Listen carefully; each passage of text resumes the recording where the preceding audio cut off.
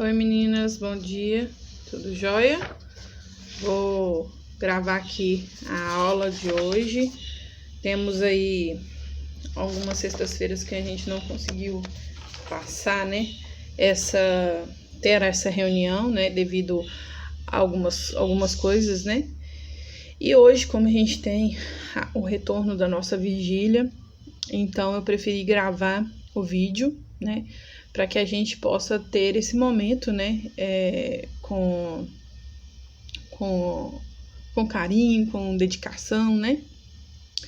E hoje eu tô tentando passar para vocês aqui duas lições, a 2 e a 3, sobre a mulher cananeia, tá bom? Então vamos começar?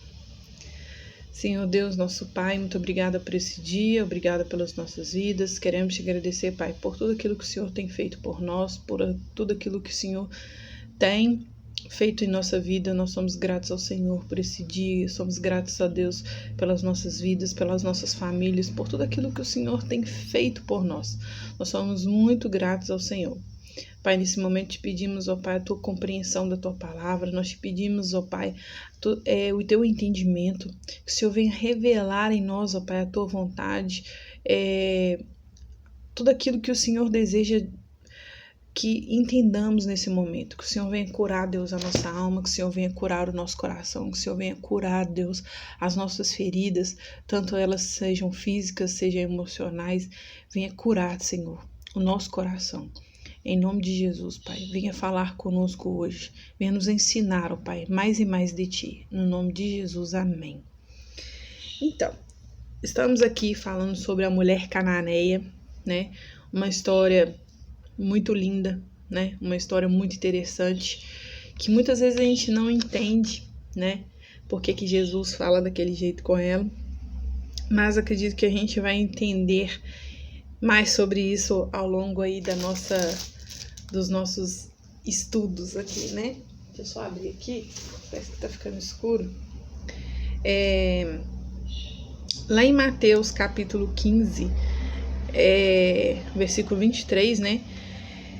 Fala, vamos abrir aí, Mateus capítulo 15.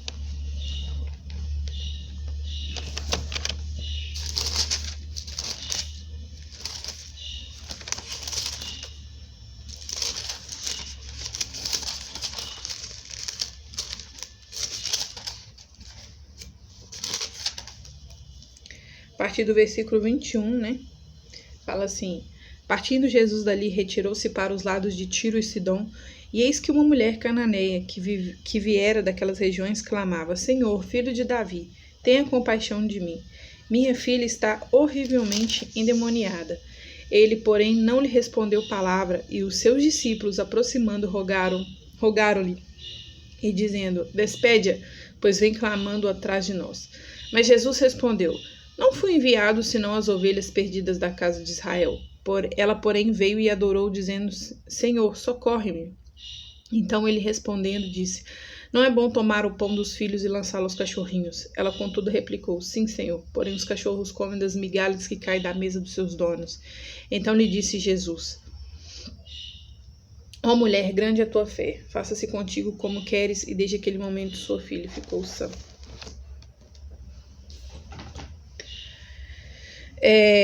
Fica claro aqui através do versículo 23, né, que então seus discípulos se aproximaram dele e pediram: manda embora, pois ela vem gritando atrás de nós. Que os discípulos ficaram assim meio aborrecidos, né, com aquela, por ela estar gritando, por ela estar vindo, né. E quando Jesus fica em silêncio, a contrariedade deles aumenta. Então, tipo assim, para eles, Jesus estava em silêncio porque Jesus não queria fazer nada com aquela mulher. Jesus não estava dando, tipo, importância para aquela mulher. Então, por isso que eles começaram a agir dessa forma. Manda ela embora. O refletor é dirigido para o Cristo, que olha para os discípulos em seguida, olha para a mulher. O que segue é um dos diálogos mais intrigantes do Novo Testamento. Eu fui enviado apenas às ovelhas perdidas de Israel. Ele respondeu: Senhor, ajuda-me, redarguiu a mulher. Não é certo tirar o pão dos filhos e lançá-los aos cachorrinhos, respondeu ele. Sim, senhor, mas até os cachorrinhos comem das migalhas que caem da mesa dos seus donos. Jesus estava sendo rude aqui com essa mulher? Ele estava exausto, ele estava cansado, ele estava frustrado. Ele está comparando essa mulher a um cachorro? Como que explicamos esse diálogo no meio cristão? Os comentários bíblicos nos oferecem algumas opções. Alguns dizem que Jesus estaria preso numa armadilha, pois podia ajudar a mulher porque tinha sido enviado primeiramente para as ovelhas perdidas de Israel. Teoria clara, porém cheia de problemas. Um é a mulher samaritana, o outro o centurião. Cristo estava ajudando os gentios a permanecer fiel ao foco de sua missão. Então, por que não podia fazer isso agora? Por que Jesus ficou calado? Por que Jesus chamou ela de cachorro? Outros acham que Jesus foi rude, mas quem pode acusá-lo? Ele estava cansado, pois tinha sido uma viagem longa, os discípulos vinham acompanhando bem devagar, e aquele pedido era a gota d'água no copo. Gosta dessa explicação? Eu não gosto. Aquele que tinha demonstrado compaixão para com 5.000 homens, que tinha chorado sobre a cidade de Jerusalém, que viera buscar e salvar pessoas como aquela, não retrucaria assim tão abruptamente diante de uma mulher necessitada. A teoria mais popular é que ele estava testando de novo. Queria certificar de que o pedido daquela mulher era sério e ter a certeza de que sua fé era verdadeira. Mas insinuando que ela era um cachorro? Não, acho que Jesus faria isso também. Deixe-me sugerir uma alternativa. Como a gente leu aqui, né, do 23 ao 28, ele fala que ele tinha vindo para as ovelhas perdidas de Israel e que ele não podia dar essas migalhas, não podia tirar a comida para alimentar os cachorros. Mas ela falou assim, até das migalhas os cachorros se alimentam. Não é verdade? Quando você tá ali, não sei se vocês tiveram oportunidade de ter um cachorro, né? Mas você tá ali comendo, quando cai uma coisa no chão, o que o cachorro faz? Ali corre e pega. Não é assim? Então, o que ela estava dizendo? Você pode fazer aquilo que você está fazendo para suas ovelhas perdidas, mas vai cair algumas coisas ao longo do caminho e eu estou aqui para comê-las. Eu estou aqui para me alimentar delas, porque eu acredito em você, eu tenho fé em você e sei que você pode fazer infinitamente mais.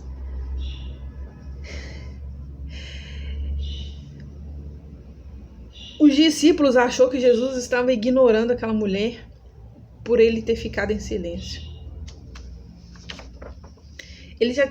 Os discípulos já tinham vivido tantas coisas com Jesus, já tinham presenciado tantas coisas. Será que eles pensariam que Jesus estava... Por que eles pensariam que Jesus estava ignorando aquela mulher? Por que passou isso na cabeça? Ele fala, eu vim para as ovelhas perdidas. Jesus tinha vindo para os judeus, né? Veio falar com eles, veio falar do que estava errado, de qual caminho que eles tinham que seguir, mostrar para eles, olha, o Messias que vocês estão esperando está aqui, sou eu. Eu não vim aqui atrás de guerra, eu não vim aqui em cavalo, eu não sou príncipe que vocês estão esperando. Eu sou o príncipe do meu pai. Sou eu aqui, o Nazareno. Aquele que nasceu numa cidade que ninguém dava crédito por ela. Sou eu, sou pobre. Eu vim de uma mulher e de um homem que não tinha um nome, mas que se tornou uma mulher de grande valor e um homem também de grande valor.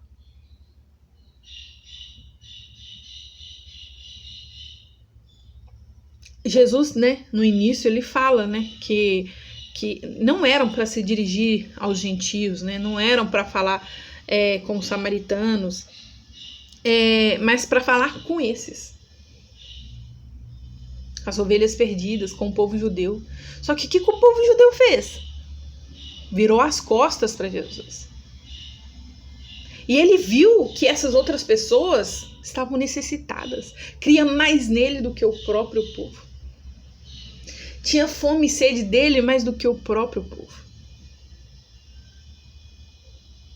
São coisas, essa lição abre a mente da gente para tanta coisa, para a gente entender o amor de Deus, como que ele é impressionante, como ele é poderoso, como que ele alcança tantas pessoas ao mesmo tempo, como que ele é compassivo, como que ele é misericordioso. Eu não sei se vocês estão conseguindo entender a profundidade desses estudos que nós estamos tendo, como que Deus tem falado conosco, tem sacudido as nossas vidas de uma forma sobrenatural.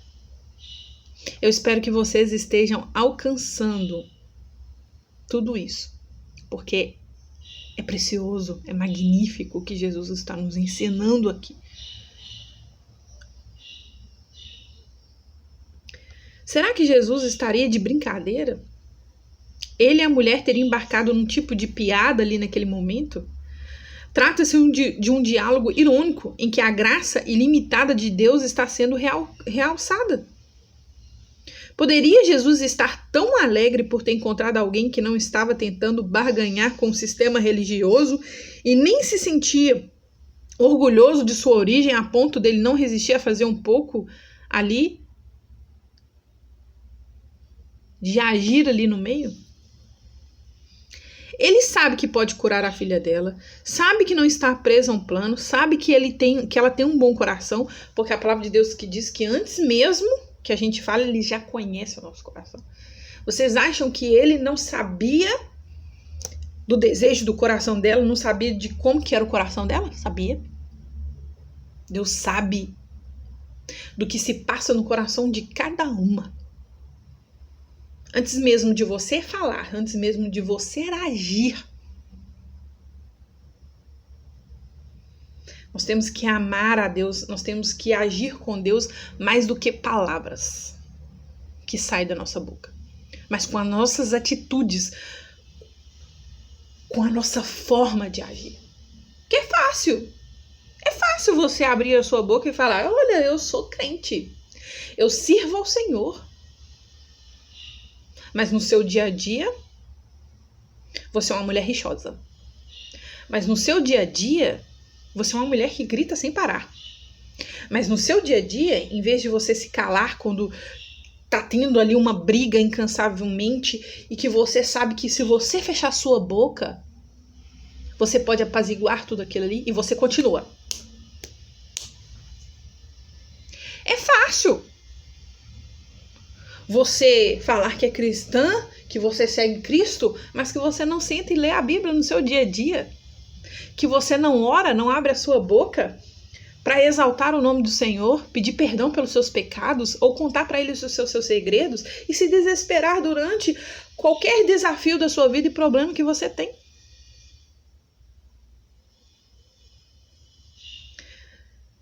Você consegue entender aqui que Deus, ele falou tanto para homens quanto para mulheres que naquela época, meninas, entendam uma coisa, mulher não tinha voz nenhuma. Mulher não podia falar, abrir a sua boca. Essa mulher aqui, ela já estava passando dos limites, porque ela era mulher e ela estava falando com um homem.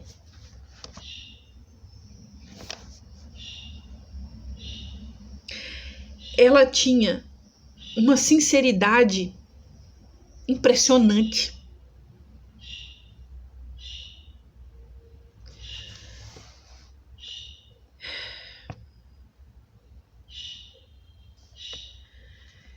Então, resolve embarcar num momento bem humorado, com a mulher sincera. Em essência, segue o que eles falaram. Agora você sabe que Deus só se importa com os judeus, diz Jesus sorrindo. Quando ela entende, devolve dizendo: mas o seu pão é tão precioso que eu me contento em comer as migalhas.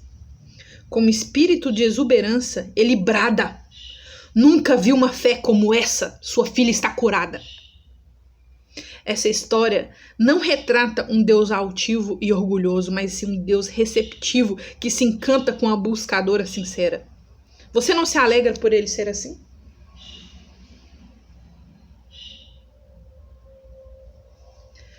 Entendam. Agora volta lá na cena do cachorro. Quem tem cachorro aí, quem já teve, consegue entender. Você tá comendo ali. Você tá comendo, tá comendo, tá comendo. E às vezes você briga com o cachorro. Sai pra lá! Vai deitar! Não vou te dar nada. Mas talvez numa garfada sua ali, cai um pedaço de carne, cai uma batata. O cachorro vai lá e come. Mas ele volta. E quando você se levanta, ele fica ali todo... Oh, Jesus, tô aqui. Querendo a sua atenção. Você briga, você xinga, você reclama. Mas o cachorro tá ali, não tá? Agora, traz essa cena para você. Jesus estava ali dizendo para ela que, olha, eu vim para as ovelhas perdidas, eu vim para os meus filhos. Eu não posso tirar o pão da boca deles para alimentar os cachorros. Você tira o pão do seu filho de manhã para dar ao cachorro que está sem ração? Não. Você vai alimentar o seu filho, né? E ao longo do dia, quando você tiver tempo, você vai lá na casa de ração e compra a ração e dá pro seu cachorro.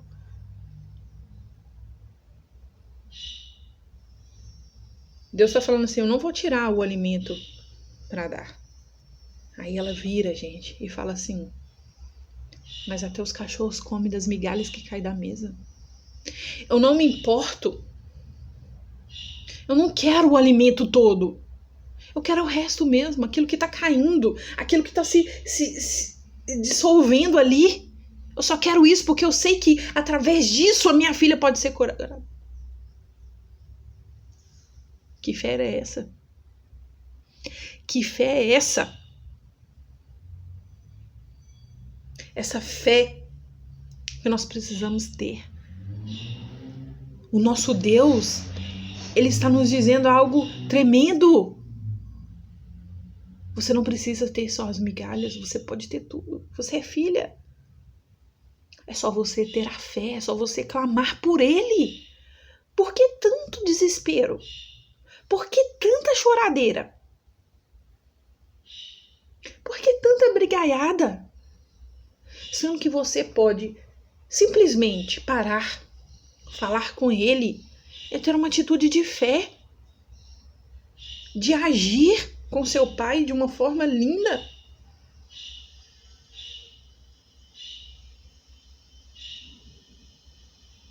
O Senhor se agrada dos que o temem, dos que colocam sua esperança no seu amor leal.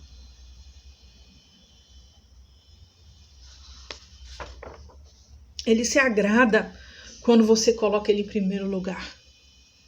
Ele se agrada quando o seu coração, a sua mente, o seu físico fala assim, eu não vou conseguir.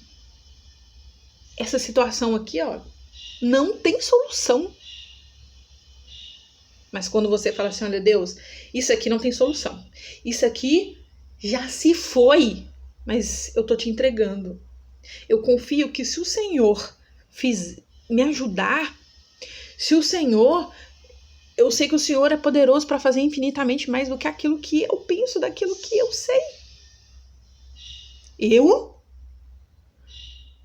não vejo saída, mas eu sei que o Senhor tem. Eu confio no Senhor. E você passa a confiar. E você começa a ter atitudes que façam você confiar. Quando começa, eu não vou dar conta não, tá repreendido em nome de Jesus. Vou dar conta sim, vou alcançar sim, vou começar a agir sim, vou fazer assim. É assim que Deus trabalha. É assim que Deus faz.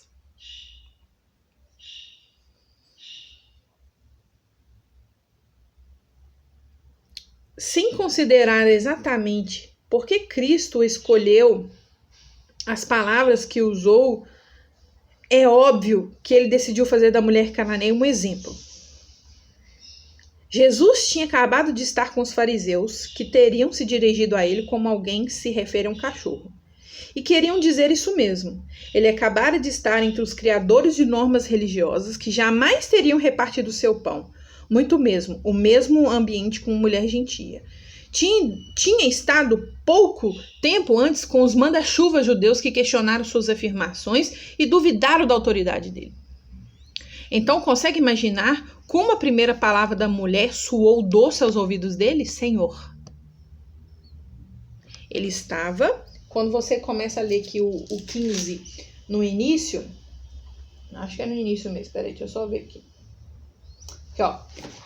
No início do capítulo 15. Então vieram de Jerusalém a Jesus alguns fariseus e escribas e perguntaram: por que transgride os teus discípulos a tradição dos anciãos?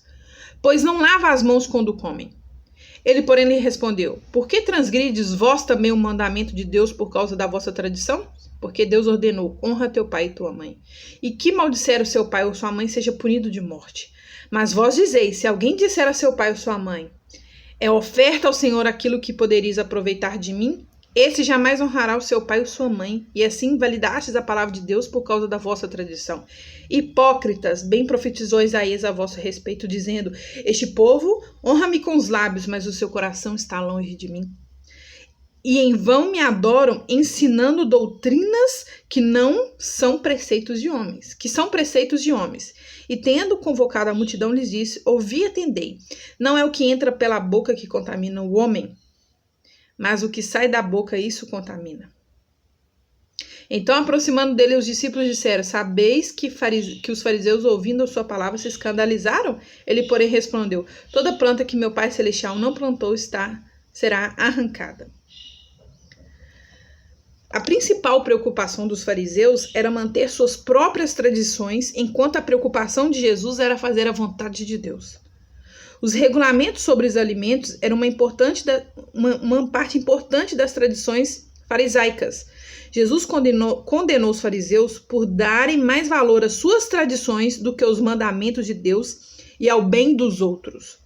Ele se referiu a uma prática chamada Corban, na qual uma pessoa dedicava alguma coisa que possuía a Deus enquanto continuava fazendo uso dela. Se alguém, mesmo os pais, tivesse uma necessidade, o indivíduo poderia reivindicar a proibição advinda da dedicação a Deus para não quebrar os seus votos. Tal medida elevou a lei do Corban acima da lei de Deus que diz: honra teu pai e tua mãe. Os fariseus foram descritos por Jesus como hipócritas. Esse termo teatral descrevia um ator que encenava seu papel sobre a máscara. Jesus acusou os fariseus de colocar uma máscara de santidade. Então, Jesus viveu um momento ali em que os fariseus começaram a acusá-los de não cumprir tradições judaicas, de estar infringindo uma lei. E Jesus falou assim: opa! E vocês que também não estão fazendo? Vocês estão falando que as suas tradições são mais importantes do que a lei.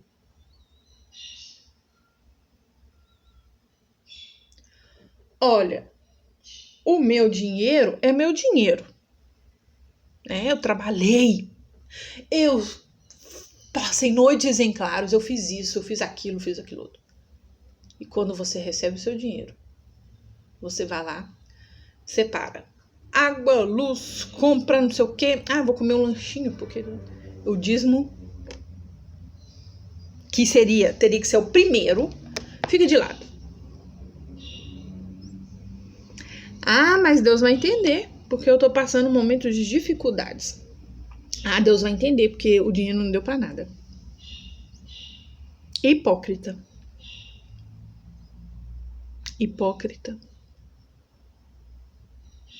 Porque a palavra de Deus diz que ele tem que ser o primeiro. Sua primícia primeiro.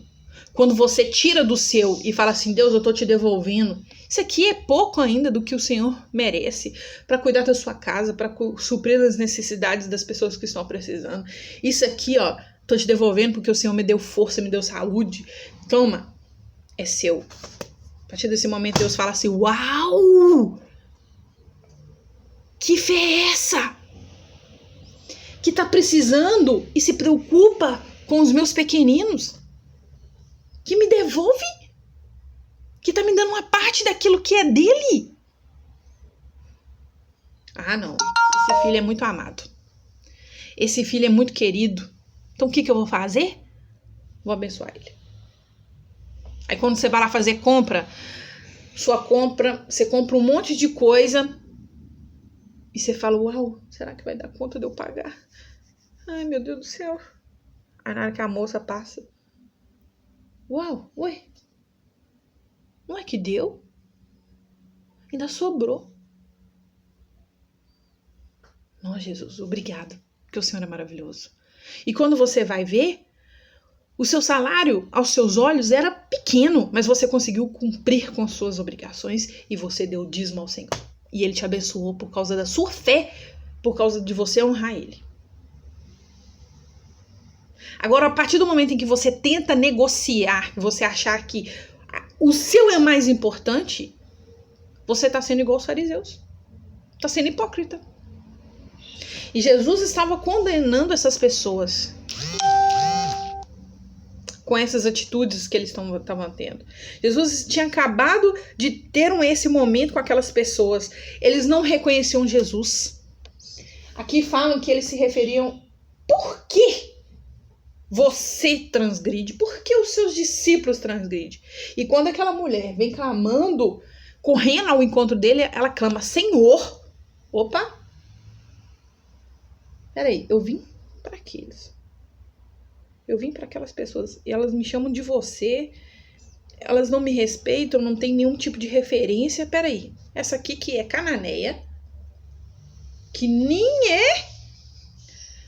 é considerada uma gentia.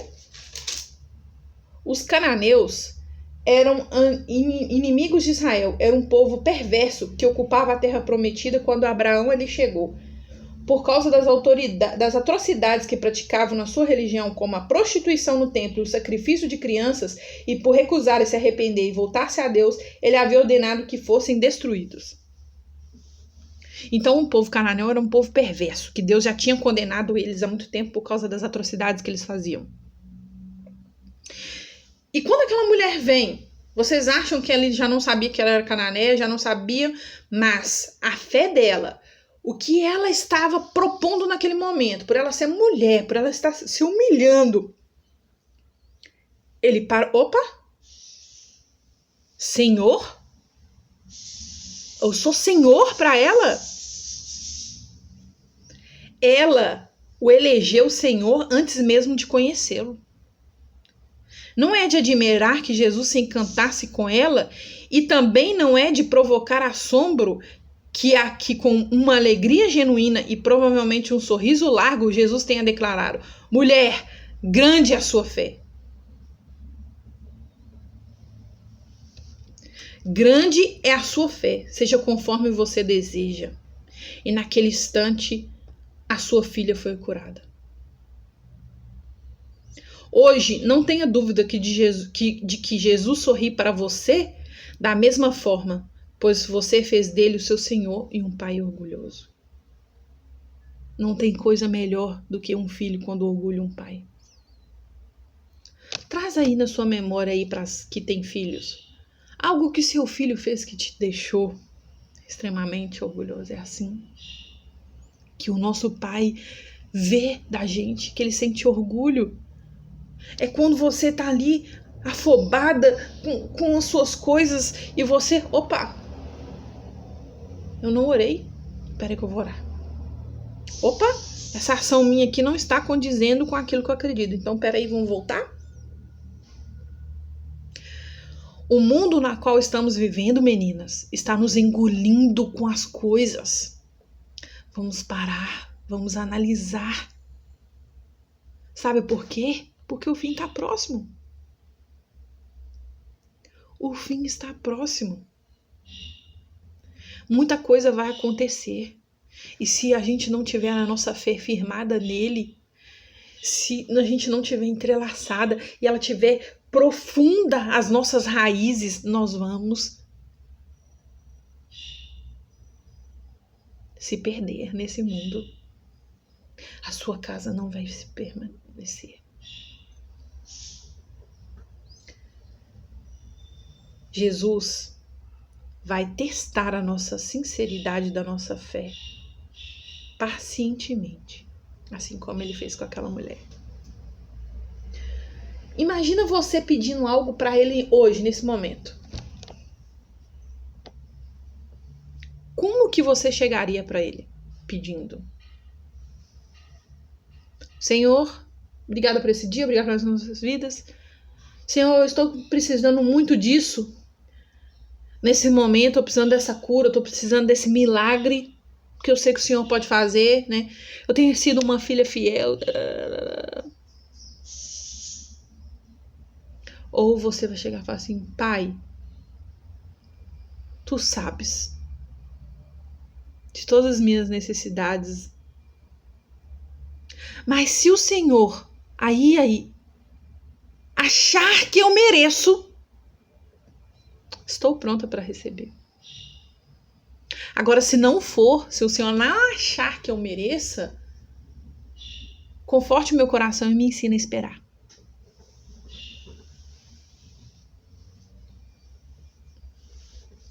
São duas coisas que a gente precisa entender. Deus é um Deus de milagres, ele pode fazer infinitamente mais do que aquilo que você possa imaginar. Mas basta você reconhecê-lo. Mas basta você colocar ele em primeiro lugar. Basta você colocar a sua fé em ação. Os desejos do coração dele. Para que assim ele cuide dos nossos. Ele fica feliz. Deus vibra para construir relações com pessoas que buscam ele todo dia, sem parar, a qualquer hora.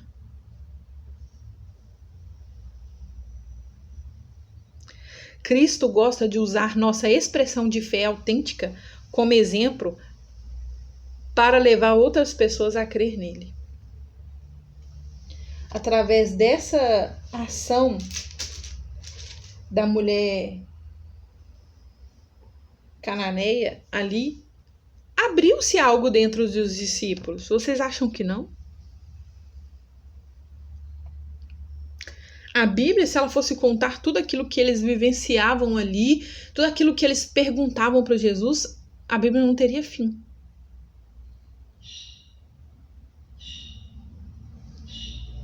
Mas acredito que eles viveram grandes momentos ali com Jesus. Amém? Então pensa aí, hoje, né, através dessa lição 2, que tipo de mulher você deseja ser? O que você deseja realmente alcançar em Deus? Não alcançar coisas pessoais, mas ao ser alcançado em Deus. Como que você pode ser uma mulher de Deus? O que você precisa fazer para ser uma mulher de Deus?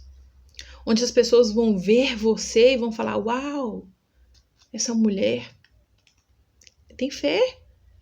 Mulher, grande é sua fé. Como você quer ser conhecida? Pensa aí. Eu vou finalizar esse vídeo agora, para que ele não fique grande, né? Para que a gente faça a outra lição do 3 depois, tá? Vou deixar aí embaixo alguns versículos, né? Que são as mensaginhas. Você escolhe um, escreve o seu nome na frente, por favor. E poste o seu versículo lá no grupo e faça um comentário do que é aquilo que Deus falou com você nessa mensagem. Amém? Deus abençoe vocês, meninas. Em nome de Jesus, eu abençoo a vida de vocês, abençoo a casa de vocês, abençoe esse momento tão prazeroso na qual estamos tendo com esses estudos. Que ele alcance o coração de vocês e que haja cura na sua vida, que te ajude a libertar, né, de todo mal, de tudo aquilo que você tem passado aí né, sozinha. E só Deus sabe aí no seu coração. Mas que a sua fé transcenda tudo isso e que você escolha Ele todos os dias. Amém? Beijo para vocês.